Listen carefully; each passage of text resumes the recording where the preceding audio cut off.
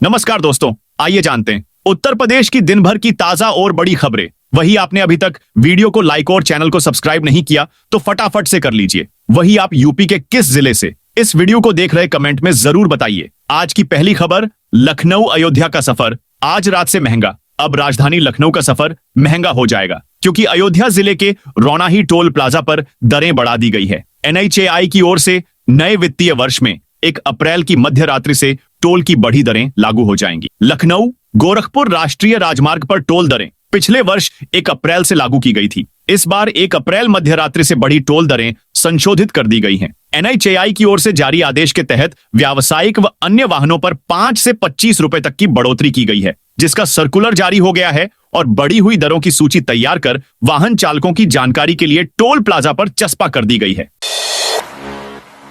आज से यूपी में एटीएम से जुड़ा बदलाव पी सकता है। 1 अप्रैल को एटीएम से जुड़े कई बदलाव हो सकते हैं। मीडिया रिपोर्ट की माने तो बैंक पैसे निकालने की सीमा को घटा सकती है। वहीं फ्री लिमिट के बाद लगने वाले कैश विड्रॉल शुल्क को 17 रुपए से बढ़कर 19 रुपए तक हो सकता है। अभी मेट्रो सिटी जैसे दिल्ली, मुंबई, कोलकाता इत्यादि में 3 कैश विड्रॉल ट्रांजैक्शन फ्री है, जिसका मतलब है कि आप 3 बार तक बिना किसी शुल्क के पैसे निकाल सकते हैं। लेकिन इस लिमिट को पार करने पर आपको शुल्क देना होता है। आज से नए आयकर नियम में होगा बड़ा बदलाव। केंद्रीय वित्त मंत्री निर्मला सीतारमण ने अपने बजट 2025 भाषण के दौरान नए टैक्स स्लैब और दरों में बदलाव की घोषणा की। ये संशोधित आयकर नियम भी 1 अप्रैल से लागू होंगे। नए आयकर नियमों के तहत सालाना 12 लाख रुपए तक की आय वाले लोगों को आयकर का भुगतान करने की आवश्यकता नहीं होगी। वेतन भोगियों को 75,000 रुपए की मानक कटौती का भी लाभ मिलेगा, जिससे नई कर व्यवस्था के तहत प्रभावी रूप से 12,75,000 रुपए का वेतन कर मुक्त हो जाएगा। इसके अतिरिक्त नई कर व्यवस्था के तहत कर स्लैब में भी बदलाव किया गया है।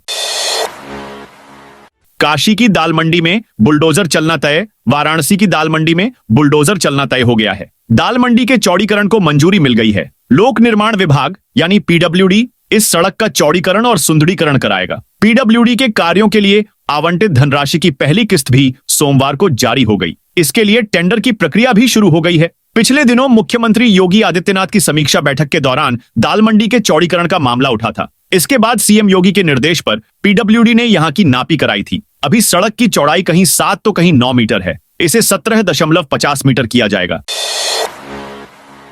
ई रिक्शा और ऑटो के खिलाफ अभियान। सीएम योगी ने हर हफ्ते मांगी रिपोर्ट। उत्तर प्रदेश में ई रिक्शा और ऑटो के खिलाफ मंगलवार से बड़ा अभियान चलाया जाएगा। 30 अप्रैल तक परिवहन विभाग और जिले की पुलिस व प्रशासन मिलकर बिना अनुमति के चल रहे ई रिक्शा और ऑटो टेम्पो के खिलाफ कार्रवाई करेंगे। मुख्यमंत्री योगी आदित्यनाथ के निर्देश पर अभियान शुरू हो रहा है। सीएम योगी इसे लेकर बेहद सख्त हैं। हर हफ्ते परिवहन विभाग मुख्यमंत्री को रिपोर्ट भेजेगा। जिलों में भी अभियान को लेकर नोडल अधिकारी नियुक्त कर दिए गए हैं। बीते दिनों मुख्यमंत्री योगी आदित्यनाथ ने एक बैठक में कहा था कि सुरक्षा व कानून व्यवस्था सरकार की पहली प्राथमिकता है। इसमें किसी प्रकार की लापरवाही या खिलवाड़ बर्दाश्त नहीं किया जाएगा। कई घटनाओं में अनाधिकृत ई रिक्शा व ऑटो की संलिप्तता पाई गई है। अभियान चलाकर इस पर हर हाल में अंकुश लगाया जाए।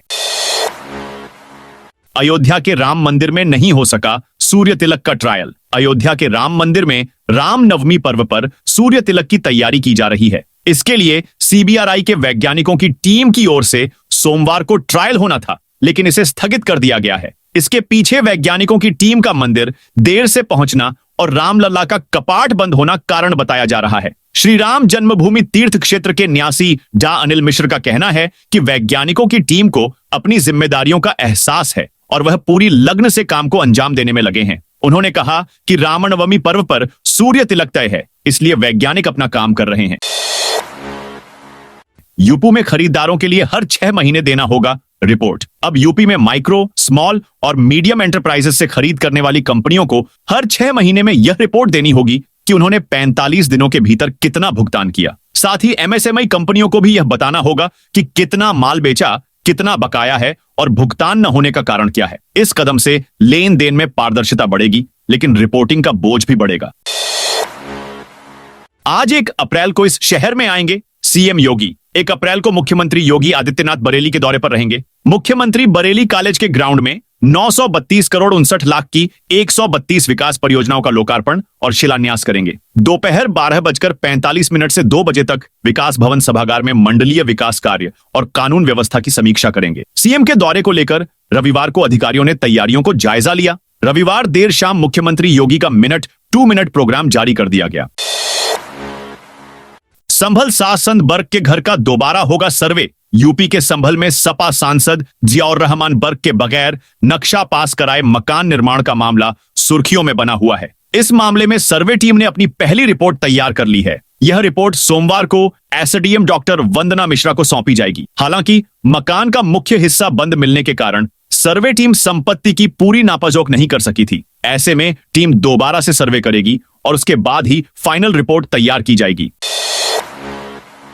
वाराणसी को फिर मिलेगी करोड़ों की सौगात। प्रधानमंत्री नरेंद्र मोदी अपने संसदीय क्षेत्र वाराणसी को एक बार फिर करोड़ों की सौगात देने आ रहे हैं। पीएमओ ने दौरे के लिए जिले के अफसरों से ब्यौरा तलब किया है। इसके बाद अधिकारियों ने रविवार को बैठक भी की। अफसरों की माने तो पीएम मोदी 11 अप्रैल को काशी का दौरा कर सकते हैं। पीएम मोदी 3 से 4 घंटे का प्रवास होगा। इस दौरान नगर निगम सदन के भवन सहित करोड़ों की परियोजनाओं का लोकार्पण और शिलान्यास करेंगे। हिंदुस्तान की पहल पर हुए दुर्गा कुंड के सुंदरीकरण कार्यों का उद्घाटन भी पीएम मोदी कर सकते हैं।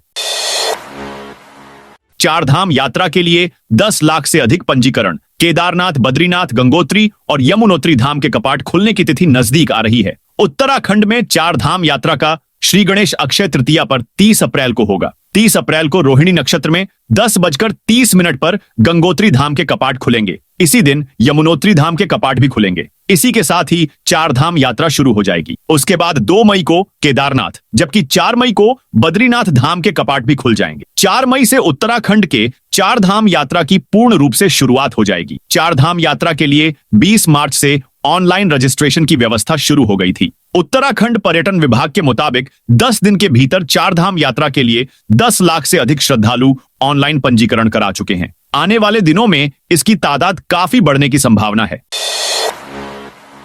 वाराणसी के 32,486 घरों में डबल बिल अमृत योजना में मुफ्त में बांटे गए थे कनेक्शन। वाराणसी के नगर क्षेत्र में अमृत योजना के तहत 32,486 घरों में जल का कनेक्शन लगाया गया था। एक ही घर में कई कनेक्शन लगा दिए गए, यह कहकर कि इसका बिल नहीं आएगा। लेकिन अब इन 32,486 लोगों के घर डबल बिल पहुंच रहे। जनता बिल को लेकर परेशान है। आज वित्तीय वर्ष 2024-25 का आखिरी दिन है। आज बिल जमा नहीं हुआ तो कल से ब्याज का बोझ बढ़ जाएगा। पब्लिक बिल और उसके साथ लगने वाले ब्याज को लेकर परेशान है। लखनऊ में अखिलेश यादव के खिलाफ काले पोस्टर लगे। लखनऊ में सपा के राष्ट्रीय अध्यक्ष अखिलेश यादव के खिलाफ काले पोस्टर लगाए गए हैं। इन पोस्टरों पर लिखा है कि अखिलेश यादव गाय गोबर और गौशाला से दुर्गंध वाले बयान पर पूरे समाज से माफी मांगे। इस बयान को यादव समाज, सनातन धर्म और पशुपालकों का अपमान बताया गया है। अखिलेश यादव बीते बुधवार को कन्नौज में भारतीय जनता पार्टी पर निशाना साधते हुए कहा कि उनको दुर्गंध पसंद है, इसलिए वह गौशालाएं बना रहे हैं, जबकि समाजवादी पार्टी को सुगंध पसंद है, इसलिए हमने इत्र पार्क बनाए। गाजियाबाद में मधुबन बापू धाम रेलवे ओवरब्रिज अगले 6 महीने में बनकर तैयार होगा। सेतु निगम के बाद अब रेलवे ने भी निर्माण कार्य शुरू कर दिया है, जिससे इसका निर्माण जल्द किया जा सकेगा। इस आरओबी के तैयार होने से दिल्ली मेरठ रोड सीधे हापुड़ रोड से जुड़ जाएगी। इससे 5 लाख से अधिक लोगों को यातायात की बेहतर सुविधा मिल सकेगी। जीडीए मेरठ रोड से हापुड़ रोड की बेहतर कनेक्टिविटी के लिए मधुबन बापू धाम में आरओबी का निर्माण करा रहा है। आरओबी का निर्माण करने की जिम्मेदारी सेतु निगम और रेलवे को सौंपी गई। सेतु निगम ने रेलवे ट्रैक के दोनों तरफ आरओबी तैयार कर दिया है। वह अपने हिस्से का 75% निर्माण कर चुका है, लेकिन रेलवे ने ट्रैक के ऊपर निर्माण शुरू नहीं किया था। वक्फ संशोधन बिल को 2 अप्रैल को संसद में पेश किया जा सकता है। सरकार पहले लोकसभा में बिल पेश करेगी। सत्र 4 अप्रैल तक चलेगा। संसदीय कार्य मंत्री किरेन रिजिजू ने कहा, हम संसद में वक्फ संशोधन विधेयक पेश करने की तैयारी कर रहे हैं। बिल पर संसद के बाहर खूब विचार विमर्श हुए हैं। हमें सदन में बहस और चर्चा में भी जरूर भाग लेना चाहिए। रिजिजू ने कहा, बिल पर बनी जेपीसी ने लोकतांत्रिक भारत के इतिहास में अब तक की सबसे ज्यादा परामर्श प्रक्रिया का रिकॉर्ड बनाया है। सभी राजनीतिक दलों से अनुरोध है कि लोगों को गुमराह न करें। उन्होंने कहा कि भोले भाले मुसलमानों को यह कहकर गुमराह किया जा रहा है कि सरकार मुसलमानों की संपत्ति और अधिकार छीनने जा रही है। गृह मंत्री अमित शाह ने 29 मार्च को एक निजी चैनल से बातचीत में इसी सत्र में वक्फ बिल संसद में पेश करने की बात कही थी। शाह ने कहा था कि इस बिल से किसी को भी डरने की जरूरत नहीं है। आरबीआई 1 अप्रैल को 90 वर्ष पूरे होने का मनाएगा उत्सव। भारतीय रिजर्व बैंक आरबीआई 1 अप्रैल 2025 को मुंबई स्थित अपने मुख्य कार्यालय में अपनी स्थापना के 90 वर्ष पूरे होने का उत्सव मनाएगा। इस अवसर पर देश की राष्ट्रपति द्रौपदी मुर्मू, केंद्रीय संचार मंत्री ज्योतिरादित्य सिंधिया, महाराष्ट्र के मुख्यमंत्री देवेंद्र फडणवीस और आरबीआई गवर्नर संजय मल्होत्रा कार्यक्रम में शामिल होंगे। इस अवसर पर आरबीआई के गवर्नर अपना स्वागत भाषण देंगे, साथ ही आरबीआई के पिछले 90 सालों के कामकाज को याद करेंगे। ईद की नमाज के बाद बवाल मेरठ में दो पक्षों के बीच जमकर चले लाठी डंडे। ईद पर पहले से ही संवेदनशील यूपी के मेरठ में नमाज के बाद बवाल हो गया। मुस्लिमों के ही दो पक्ष ईद की नमाज पढ़ने के बाद आपस में भिड़ गए। एक दूसरे पर जमकर लाठी डंडे बरसे, दौड़ा दौड़ा कर लोगों को पीटा गया, पत्थरवाह भी हुआ और इसमें कई लोग घायल हो गए हैं। कुछ महिलाएं भी इस दौरान बीच बचाव करती और हमले से अपनों को बचाती दिखाई दी। इस दौरान गोली चलाने की भी बात कही जा रही है। घटना की जानकारी मिलते ही पुलिस फोर्स मौके पर पहुंची और मामले को किसी तरह से शांत कराया है। घटना सिवाल खास में हुई।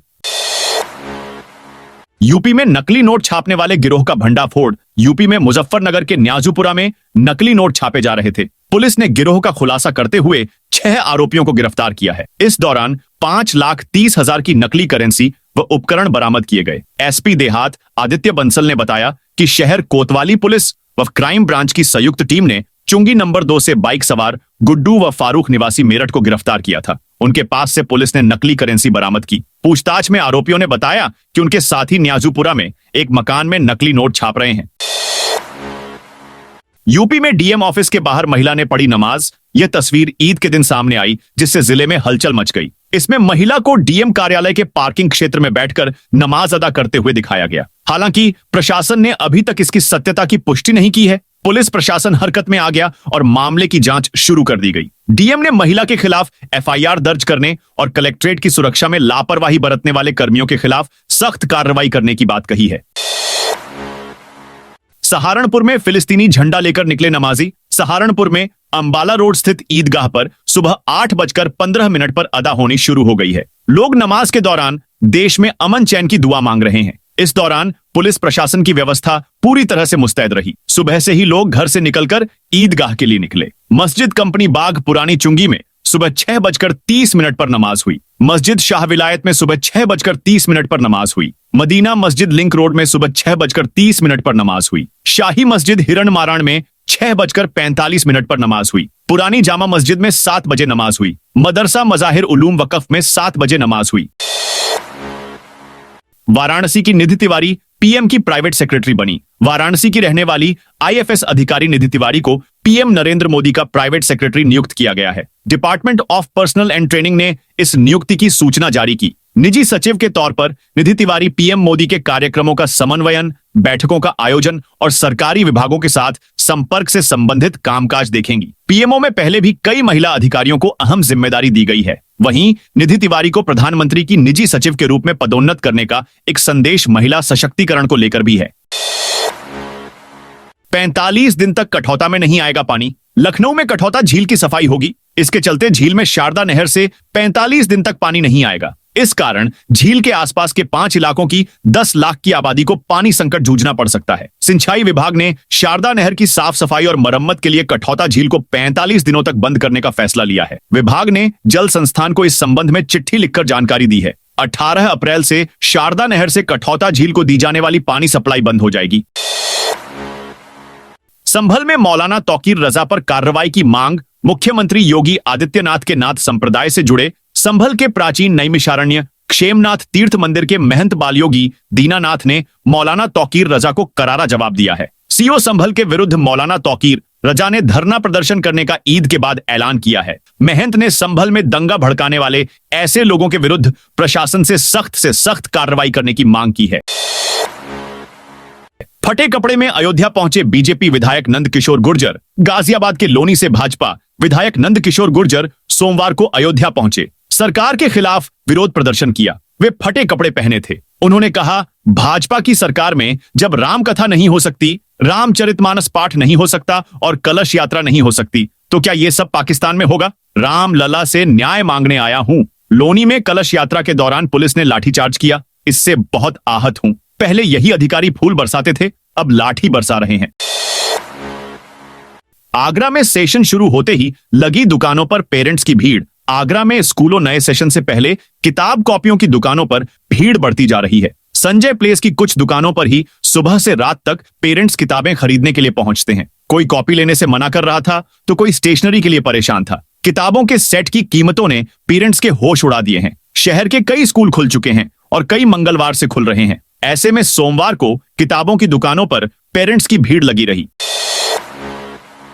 कौशांबी में हाई टेंशन लाइन से लगी आग। कौशांबी के चायल तहसील स्थित नगर पालिका परिषद भरवारी के मखदूमपुर काजी गांव में एक दुर्भाग्यपूर्ण घटना सामने आई। सोमवार शाम करीब 6 बजे हाई टेंशन लाइन से निकली चिंगारी ने किसान की फसल को नुकसान पहुंचाया। किसान श्यामलाल मौर्य की 1 बीघा गेहूं की खड़ी फसल जलकर राख हो गई। श्यामलाल स्वर्गीय सिपाही लाल के पुत्र हैं। खेत के ऊपर से गुजर रही हाई टेंशन लाइन में स्पार्किंग हुई। इससे निकली चिंगारी से फसल में आग लग गई।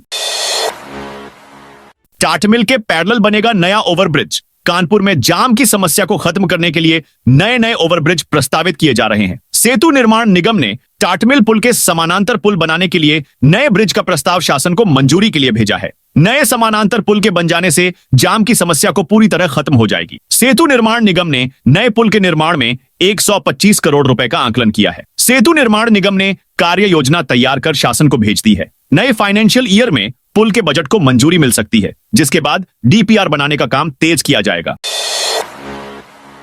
अडानी ग्रीन की सब्सिडियरी का सोलर पावर प्रोजेक्ट शुरू। अडानी ग्रीन एनर्जी लिमिटेड की subsidiary company Adani renewable energy 57 limited ने गुजरात के खावड़ा में 37.5 मेगावाट का सोलर पावर प्रोजेक्ट शुरू कर दिया है। इस प्रोजेक्ट के शुरू होने के बाद कंपनी की टोटल रिन्यूएबल एनर्जी कैपेसिटी बढ़कर 13,737.8 मेगावाट हो गई है। इसकी जानकारी अडानी ग्रीन ने 29 मार्च को दी। एक दिन पहले एजीएल ने अपनी subsidiary company Adani renewable energy holding 12 limited के जरिए राजस्थान में 400 मेगावाट का एक सोलर एनर्जी प्रोजेक्ट हासिल किया था। Uttar Pradesh power corporation limited ने कंपनी को यह प्रोजेक्ट दिया है। कंपनी इस प्रोजेक्ट से राज्य को 2.5 रुपए प्रति किलोवाट घंटे की दर से 25 सालों तक बिजली देगी।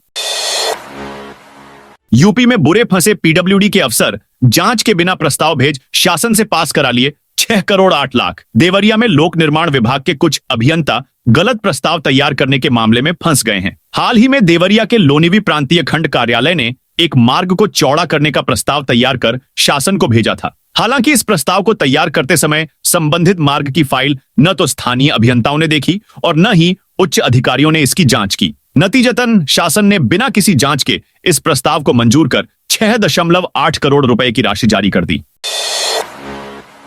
नेपाल से सटे इस जिले में फर्जी तरीके से आधार कार्ड बनाने का आरोपी गिरफ्तार। यूपी के श्रावस्ती जिले में फर्जी तरीके से आधार कार्ड बनाने का बड़ा खुलासा हुआ है। हरदत्त नगर गिरंट थाना के गांव हरिवंशपुर के कमला रोड चौराहे से पुलिस ने रकीबुद्दीन को गिरफ्तार किया है। पुलिस ने इसके पास से लैपटॉप, प्रिंटर सहित अन्य उपकरण बरामद किया है। पुलिस को पूछताछ के दौरान कई अहम सुराग मिले हैं। जल्द ही पुलिस आधार फर्जीवाड़ा के बड़े नेटवर्क का खुलासा कर सकती है।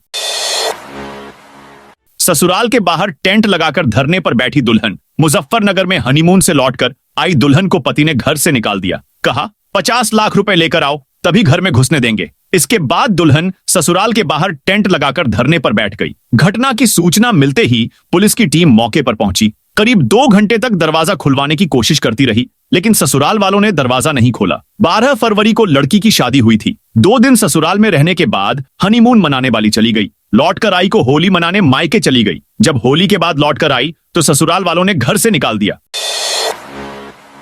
लखनऊ सर्राफा बाजार अपडेट। सोने और चांदी के दामों में उछाल। सर्राफा बाजार में सोने और चांदी के दामों में लगातार तेजी देखने को मिल रही है। लखनऊ सर्राफा एसोसिएशन द्वारा जारी ताजा दरों के अनुसार 24 कैरेट सोना 92,300 प्रति 10 ग्राम, 22 कैरेट सोना 90,000 और 18 कैरेट सोना 80,100 प्रति 10 ग्राम तक पहुंच गया है। वहीं चांदी की कीमत 1,03,000 प्रति किलोग्राम दर्ज की गई है। इकाना में आईपीएल मैच को लेकर एडवाइजरी। लखनऊ में मंगलवार को यानी कल इकाना स्टेडियम में पंजाब किंग्स और लखनऊ सुपर जायंट्स के बीच मैच खेला जाएगा। सुरक्षा और ट्रैफिक की समस्या को देखते हुए एडवाइजरी जारी की गई है, जिसमें पार्किंग, एंट्री और अन्य के लिए गाइडलाइन है। पालन न करने वालों के खिलाफ कार्रवाई की जाएगी। वीवीआईपी के साथ आने वाली स्कॉट गाड़ियां स्टेडियम से वापस होकर मॉल या पीएचक्यू के पीछे वाली सड़कों पर वाहन पार्क हो सकेंगे। वहीं साथ में आने वाले सुरक्षा कर्मियों को अंदर एंट्री नहीं मिलेगी। जालौन में गेहूं की फसल में लगी आग। जालौन के माधोगढ़ तहसील क्षेत्र के ग्राम सिरसा 2 घड़ी में एक किसान की गेहूं की फसल में आग लग गई। किसान जितेंद्र कुमार सिंह की 5 बीघा गेहूं की खड़ी फसल पूरी तरह जलकर राख हो गई। आसपास के किसानों के अनुसार बगल के खेत में भूसा की मशीन चल रही थी, जिससे आग लगने की आशंका है। आग ने देखते ही देखते विकराल रूप धारण कर लिया। अखिलेश बोले, पुलिस ने मुझे ईदगाह आने से रोका। सपा प्रमुख अखिलेश यादव ईद पर लखनऊ के ऐशबाग ईदगाह पहुंचे। यहां उन्होंने यूपी पुलिस पर बड़ा आरोप लगाया। कहा, जब मैं यहां आ रहा था तो जानबूझकर पुलिस ने मुझे रोक लिया। आधे घंटे तक मैंने बातचीत की, इसके बाद मुझे आगे जाने दिया गया। जब मैंने जानना चाहा कि आखिरकार ऐसा क्यों किया जा रहा है, तो किसी अधिकारी के पास कोई जवाब नहीं था। मैं इसे क्या समझूं, तानाशाही या इमरजेंसी? क्या ऐसा दबाव इसलिए बनाया जा रहा है कि हम दूसरे लोगों के समारोह में शामिल ना हो? मुझे भी याद है कि मैं पहली बार पिताजी के साथ यहां आया था। तब से हर साल यहां आता हूं और लोगों को बधाई देता हूं। बीजेपी यह देश संविधान से नहीं चला रही है। एलपीजी गैस सिलेंडर की कीमतों में होगा बदलाव। जैसा कि आपको पता है, हर महीने की शुरुआत में एलपीजी गैस सिलेंडर की कीमतों को पहले रिव्यू किया जाता है और फिर उसमें संशोधन किया जाए। 1 अप्रैल से तेल कंपनियां घरेलू और कमर्शियल गैस सिलेंडर की कीमतों में बदलाव कर सकती हैं, जिसका सीधा असर आपकी जेब पर पड़ेगा। बता दें, अंतरराष्ट्रीय तेल की कीमतों और डॉलर रुपए के एक्सचेंज रेट के आधार पर हर महीने गैस सिलेंडर की कीमत तय की जाती है। 15,000 रुपये सैलरी पाने वाले को इनकम टैक्स डिपार्टमेंट से आया लेटर। कस्बा चंडौस में रहने वाले एक युवक के उस वक्त पैरों तले जमीन खिसक गई जब स्पीड पोस्ट से इनकम टैक्स का नोटिस आया। नोटिस अंग्रेजी में लिखा था। इस वजह से उसने अपनी जान पहचान के पढ़े लिखे शख्स से नोटिस पढ़वाया। नोटिस में लिखा था, करण ने अपने व्यापार से 34 करोड़ रुपए के लगभग की सेल की है, जिसका इनकम टैक्स भुगतान नहीं किया है। यह सुनकर करण के होश उड़ गए। करण ने बताया कि वह एक साधारण परिवार से है, जो पिछले 5 वर्ष से भारतीय स्टेट बैंक में 4th श्रेणी के संविदा कर्मी है। पहले कुछ वर्ष तक उन्होंने चंडौस एसबीआई की आरआईसीसी ब्रांच में नौकरी की थी। उन्नाव में बिजली विभाग पर भ्रष्टाचार का आरोप। उन्नाव के पुरवा से बीजेपी विधायक अनिल सिंह ने बिजली विभाग में व्याप्त भ्रष्टाचार का मुद्दा उठाया है। विकास भवन में आयोजित बैठक के दौरान उन्होंने विभाग के अधिकारियों पर गंभीर आरोप लगाए। विधायक ने कहा कि लाइनमैन से लेकर बड़े अधिकारी तक वसूली में शामिल हैं। बिजली कनेक्शन और खंभे लगाने के नाम पर उपभोक्ताओं से अवैध रूप से पैसे लिए जाते हैं। जो पैसा नहीं देता उसका काम रोक दिया जाता है। झांसी में आईपीएल में ऑनलाइन सट्टा खिलाने वाले गैंग का खुलासा हुआ है। पुलिस ने पुनावली ग्राम प्रधान जय सिंह उर्फ राजा गुर्जर समेत 5 आरोपियों को गिरफ्तार किया है। इनसे 58,400 रुपए, 8 मोबाइल समेत सट्टा में इस्तेमाल होने वाला सामान बरामद हुआ है। गैंग का सरगना धर्मेंद्र साहू समेत 7 आरोपी फरार हैं। इस गैंग ने नाम की एक वेबसाइट बना रखी थी, जिस पर क्रिकेट मैच में ऑनलाइन करोड़ों रुपए का सट्टा लगता था। पूरा खेल सीपरी बाजार स्थित प्लेटिनम अपार्टमेंट के एक फ्लैट में चल रहा था। मुखबिर की सूचना पर स्वाट टीम और सीपरी पुलिस ने छापेमारी की। एसीजीपीजीआई में 1 अप्रैल से शुरू होगी डॉक्टर्स की भर्ती। संजय गांधी स्नातकोत्तर आयुर्विज्ञान संस्थान में नए विभागों में 59 डॉक्टरों की भर्ती के लिए इंटरव्यू राउंड का आगाज 1 अप्रैल से होगा। नियुक्ति प्रक्रिया पूरी होने के बाद यहां इलाज की व्यवस्था और बेहतर हो जाएगी। 2 साल में यहां 88 नए डॉक्टरों ने विभिन्न विभागों में ज्वाइन किया है। पीडियाट्रिक एंडोक्राइनोलॉजी, पीडियाट्रिक यूरोलॉजी विभाग, पीडियाट्रिक नेफ्रोलॉजी, सलोनी हार्ट सेंटर, टेलीमेडिसिन और डिजिटल स्वास्थ्य, सिर और गर्दन की सर्जरी विभाग, संक्रामक रोग और ऑर्थोपेडिक विभाग में डॉक्टरों की भर्ती होनी है। मनरेगा में फेस रीडिंग से लगेगी अटेंडेंस। महात्मा गांधी राष्ट्रीय ग्रामीण रोजगार गारंटी योजना। मनरेगा में अब मजदूरों की उपस्थिति मोबाइल ऐप के जरिए फेस रीडिंग तकनीक से दर्ज की जाएगी। यह व्यवस्था 491 ग्राम पंचायतों में लागू की जा रही है, जहां 1,56,000 मजदूर इस योजना के तहत कार्यरत हैं। इससे फर्जी उपस्थिति पर रोक लगेगी और भुगतान प्रक्रिया अधिक पारदर्शी बनेगी। लखनऊ में धूल भरी हवा बढ़ाएगी परेशानी। लखनऊ में आज धूल भरी हवा परेशान करेगी। इस समय सामान्य से 2 डिग्री सेल्सियस पारा बढ़ेगा। हालांकि कुछ दिन और सुबह शाम ठंडी हवा राहत देगी। आज सुबह से मौसम साफ बना हुआ है। ठंडी पश्चिमी हवाओं के चलते सुबह और शाम के समय में गर्मी से थोड़ी राहत है। 10 से 20 किलोमीटर प्रति घंटे की रफ्तार से हवा चल रही है। देर रात न्यूनतम तापमान 16 डिग्री दर्ज किया गया। मौसम विभाग का अनुमान है कि आज अधिकतम तापमान 37 डिग्री के आसपास बना रहेगा। रविवार की तुलना में इसमें 2 डिग्री तक की बढ़त होगी। दोस्तों, यह थी उत्तर प्रदेश की दिन भर की ताजा और बड़ी खबरें। जय हिंद, जय भारत।